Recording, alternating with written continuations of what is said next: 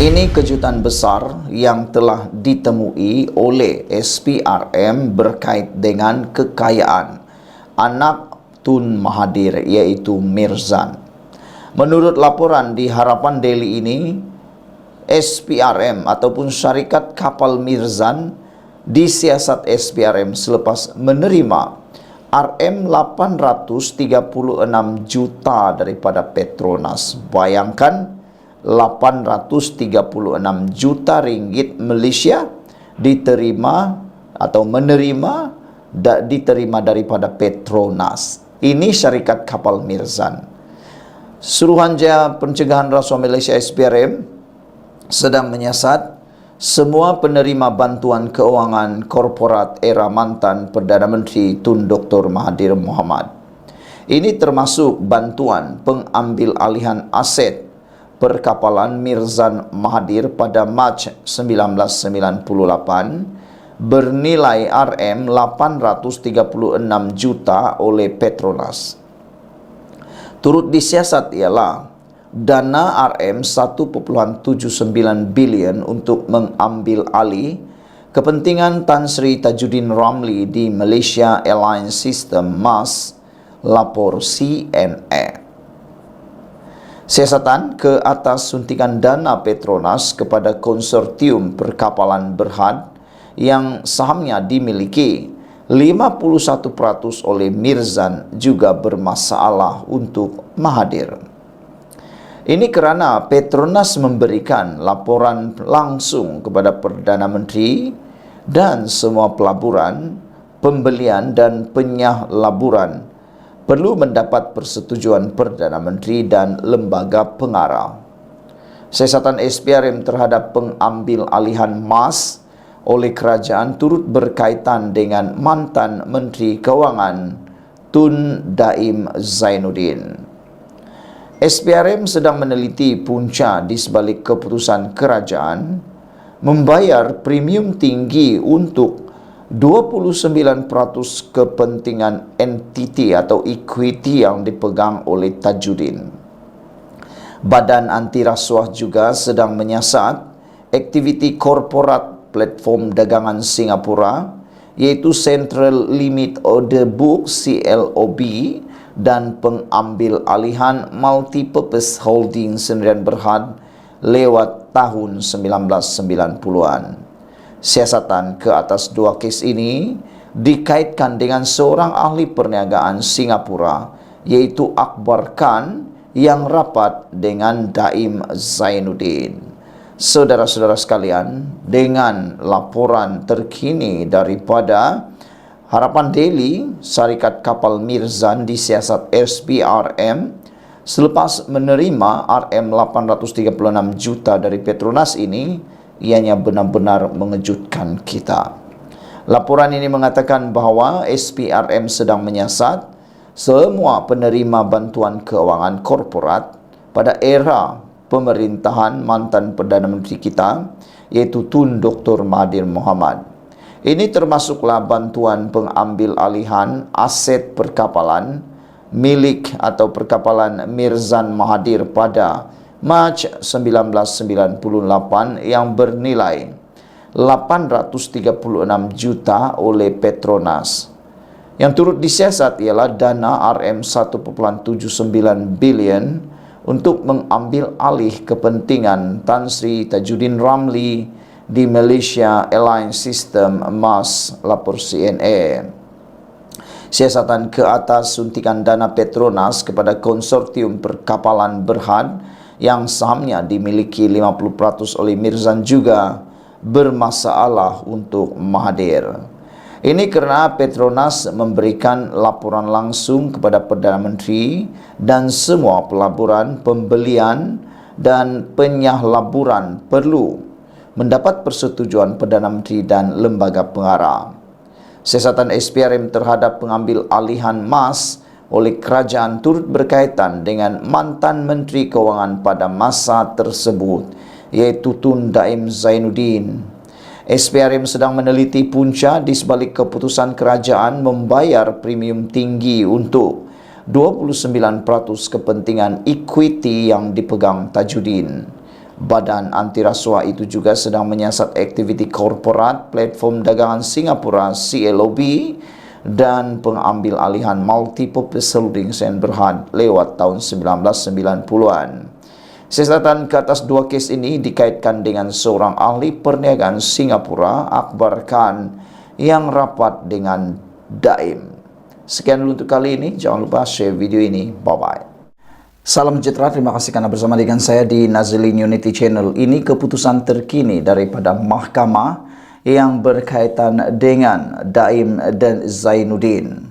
Saudara-saudara sekalian, daripada Malaysia kini dilaporkan Daim dan keluarganya gagal mendapatkan kebenaran cabar siasatan SPRM. Dengan kata lain, kebenaran ataupun semakan ataupun rayuan ataupun kehendak daripada keluarga dan Daim Zainuddin gagal dan kalah ditolak oleh mahkamah. Bekas Menteri Kewangan Daim Zainuddin dan keluarganya hari ini dilaporkan gagal mendapatkan kebenaran mahkamah untuk meneruskan semakan kehakiman mereka terhadap siasatan SPRM ke atas mereka. Hakim Wan Ahmad Farid Wan Saleh Patang tadi melaporkan menolak permohonan kebenaran semakan kehakiman pemohon. Dengan keputusan itu, Mahkamah Tinggi Kuala Lumpur tidak lagi akan meneruskan perbicaraan mengenai merit tindakan undang-undang tersebut. Antara relief yang dimohon dalam tindakan undang-undang itu adalah untuk membatalkan pertuduhan jenayah tidak mengisytiharkan aset oleh Daim Zainuddin dan istrinya Naimah Abdul Khalid. Farid memutuskan bahawa pemohon gagal menunjukkan bahawa terdapat malafaideh niat jahat dalam siasatan SPRM terhadap mereka, dengan menyatakan bahawa hanya sakwa sangka malafaideh tidak memadai. Hakim berkata Daim dan Naimah hanya perlu memfailkan permohonan di Mahkamah Session Kuala Lumpur jenayah untuk mencabar pertuduhan berkenan. Saudara-saudara sekalian, keputusan yang kita baru dapat ini, yang baru diumumkan ini pastinya akan menggemparkan lagi seluruh Malaysia. Kita berharap siasatan demi siasatan yang berkait dengan Daim Zainuddin ini tidak akan terhenti begitu saja. Kita harap Daim Zainuddin tetap lawan terus-menerus di mahkamah. Kerana istilah mengatakan, pepatah mengatakan, jangan takut kalau benar, takutlah kalau salah. Benar tetap benar, salah tetap salah. Yang akhirnya adalah kebenaran akan menang dan yang salah, kebatilan akan kalah juga akhirnya. Jadi kalau Daim Zainuddin dan keluarga berada di dalam kedudukan atau di sebelah pihak yang benar dan betul, jangan takut, lawanlah sampai kebenaran dapat diketengahkan. Selain daripada itu, tiada yang lebih baik, tiada yang lebih sempurna selain kebenaran ataupun pembersihan nama dilakukan di tempat yang betul. Pembersihan nama atau maruah dapat dikembalikan bukan melalui media massa, bukan melalui media cetak, bukan melalui sidang media, tetapi melalui pembuktian pembenaran di mahkamah. Jadi kalau benar Daim Zainuddin tidak ada melakukan apa-apa salah laku atau kesalahan berkaitan harta, pengisytiharan harta beliau, maka saya rasa dia akan menang juga nanti akhir di mahkamah. Tetapi kalau dia salah, memang akan terbuktilah kesalahan tersebut dan tidak akan ada lagi sakwa sangka. Jadi dengan ini dilaporkan Daim dan keluarganya gagal mendapatkan kebenaran untuk mencabar siasatan SPRM kerana menurut Hakim Wan Ahmad Farid Wan Saleh, beliau kata permohonan kebenaran semakan kehakiman tersebut telah pun ditolak dan beliau mengatakan bahawa perkara tersebut gagal kerana kerana hanya dengan sakwa sangka iaitu malafaide tidak akan dapat memadai. Beliau kata pemohon gagal menunjukkan bahawa terdapat malafaide atau niat jahat dalam siasatan SPRM terhadap mereka, dengan menyatakan bahawa hanya sakwa sangka malafaide tidak memadai. Jadi itu sebabnya peguam yang mengendalikan ini, iaitu bukan peguam, hakim yang mengendalikan ini, iaitu Wan Ahmad Farid Awan Saleh, menolak permohonan Daim dan juga keluarganya kerana kata beliau, Farid memutuskan bahawa pemohon gagal menunjukkan bahawa terdapat malafaide atau niat jahat dalam siasatan SPRM terhadap mereka, dengan mengatakan bahawa hanya sakwa sangka iaitu malafaide tidak memadai. Sekian dulu untuk kali ini. Jangan lupa tinggalkan komen anda, tekan butang subscribe. Bye-bye. Selamat petang, salam sejahtera. Terima kasih kerana bersama dengan saya di Nazilin Unity Channel. PAS dah mula tunjuk muka sebenar. PAS dah mula tunjuk wajah sebenar. Itu komen netizen berkaitan dengan pendedahan dan pembongkaran pada petang ini. Selain daripada itu, ada juga netizen yang kata, mungkinkah ini adalah langkah terakhir PAS untuk menunjukkan bahawa mereka adalah abang besar di dalam Perikatan Nasional, bagi menunjukkan secara sinis kepada parti yang lain ada dalam Perikatan Nasional, khususnya Parti Bersatu, bahawa mereka adalah parti yang terkuat dalam Perikatan Nasional, mempunyai suara dan kekuatan yang sebenar Perikatan Nasional. Persoalan ketiga yang menjadi pertaruhan ataupun perdebatan ialah, adakah dengan ini PAS juga sedang menunjukkan bahawa Bersatu sudah tidak punya guna apa-apa lagi dalam Perikatan Nasional? Selain itu, ada juga yang mengatakan, adakah PAS dan Bersatu akan bercerai tidak lama lagi? Dan sudah tentu dengan apa yang dibentangkan pada petang ini akan menjadi perseteruan paling besar antara PAS dan juga UMNO.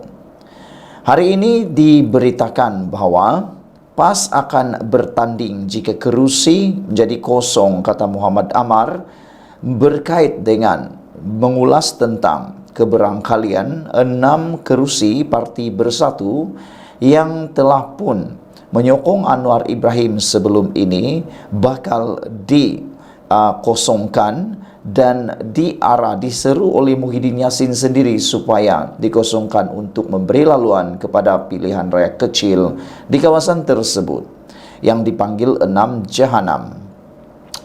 Ini yang menjadi persoalan besar. Kalau PAS nak bertanding di 6 kawasan tersebut, apakah yang akan menimpa nasib kepada Parti Bersatu? Adakah Bersatu tidak akan bertanding di kawasan tersebut dan secara hati terbuka, dada menjadi lapang, membiarkan PAS bertanding di kawasan tersebut? Kerana harus diingat, 6 kawasan tersebut adalah kerusi yang dimenangi atau dimiliki oleh Parti Bersatu. Jadi kalau PAS sudah menyatakan hasrat di hati, sudah menunjukkan wajah sebenar mereka untuk lebih berkuasa, maka adakah Bersatu akan terus memberi laluan secara percuma kepada PAS untuk memenangi kawasan tersebut kalaulah menang? Saya fikir dan saya rasa jauh sekali untuk membiarkan itu. Bersatu tidak akan membiarkan perkara itu berlaku. Tapi apabila PAS sudah menyatakan hasrat ini, tentunya ia sudah pun mencungkil hati para pemimpin Bersatu, khususnya presiden mereka iaitu Muhyiddin. Ini terjadi apabila baru sahaja Bersatu meluluskan pindahan perlembagaan, PAS sudah mengambil peluang. Adakah Bersatu akan diam saja? Dan adakah ini akan menunjukkan bahawa ada persengketaan baru antara PAS dan Bersatu akan muncul? Hari ini PAS menyatakan bersedia berdepan pilihan raya kecil PRK sekiranya ada kekosongan kerusi daripada Bersatu. Naib Presidennya sendiri yang menyatakan, iaitu Datuk Muhammad Amar Nik Abdullah, mengatakan bahawa perkara itu perlu menunggu keputusan daripada pertubuhan ROS dan proses itu mengambil masa yang lama. Mengikut maklumat yang kita terima, kata beliau, pemimpin bersatu bersetuju memindah perlembagaan dan menerusi perlembagaan itu. Mana-mana ahli yang keluar atau memberi sokongan kepada parti lain akan terlucut jawatan mereka. Kata Amar lagi, Nik Amar, pendaan berkenan perlu mendapat kelulusan ROS dahulu. Prosesnya lama dan tidak tahu bila lengkap. Namun jika kata berlaku, biarkan kita bertandinglah, kata beliau. Apa agak-agaknya perasaan Muhyiddin, perasaan Hamzah Zainuddin, perasaan ahli parti bersatu selepas mengetahui bahwa PAS nak sailang mereka? Apa perasaan parti bersatu apabila mengetahui parti PAS seakan-akan mahu merebut 6 kursi tersebut? Bukan lagi seakan-akan. Kalau PAS bertanding di sana, bersatu pun bertanding, mana sudah perginya Perikatan Nasional? Nanti jadilah pula pertikaian nasional, nanti jadilah pula pertelingkahan nasional, nanti jadilah pula perebutan nasional. Bagaimana mau menang, bagaimana nak jadi kerajaan kalau awal-awal lagi dua parti ini sudah mula bertelaga untuk meletakkan calon. Saudara-saudara sekalian, Nik Amar berkata demikian ketika ditemui selepas istiadat pembukaan penggal Dewan Undangan Negeri Dun Kelantan hari ini. Langkah itu susulan pindaan terhadap perkara 10 perlembagaan parti bersatu yang akan melucutkan serta-merta keahlian wakil rakyatnya jika menyatakan sokongan kepada mana-mana pihak bertentangan dengan arahan atau pendirian parti. Sebelum ini, Presiden Parti Bersatu yaitu Muhyiddin Yassin berkata, jika 6 ahli parlimen berkenan kekal menyokong Perdana Menteri selaras dengan perkara 49E Perlembagaan Persekutuan, akta anti lompat parti akan berkuat kuasa, yaitu kerusi parlimen berkenan akan dikosongkan, kata Muhyiddin lagi. Menjadi perdebatan umum di media sosial sekarang ialah apa nasib bersatu selepas ini. Adakah selepas ini bersatu akan menyerahkan saja kerusi-kerusinya kepada parti PAS dan parti PAS akan menjadi abang long, abang besar, big brother di dalam parti gabungan Perikatan Nasional. Dengan adanya amaran seakan ini daripada Muhammad Amar, yaitu PAS akan bertanding jika kerusi bersatu kosong, ini sudah dapat menunjukkan wajah sebenar PAS yang sangat bercita-cita untuk memiliki kerusi parlimen yang lebih besar, mahu menjadi kerajaan pastilah. Tapi yang kita kesihan dan simpati sangat ialah apa nasib parti bersatu. Kalau PAS dah mahu meletakkan calon di 6 kerusi tersebut, pergi mana agak-agak parti bersatu selepas ini? Adakah mereka akan melukut digantang atau bagaimana? Kerana adakah bersatu pula yang akan merayu supaya PAS tidak bertanding di 6 kerusi tersebut?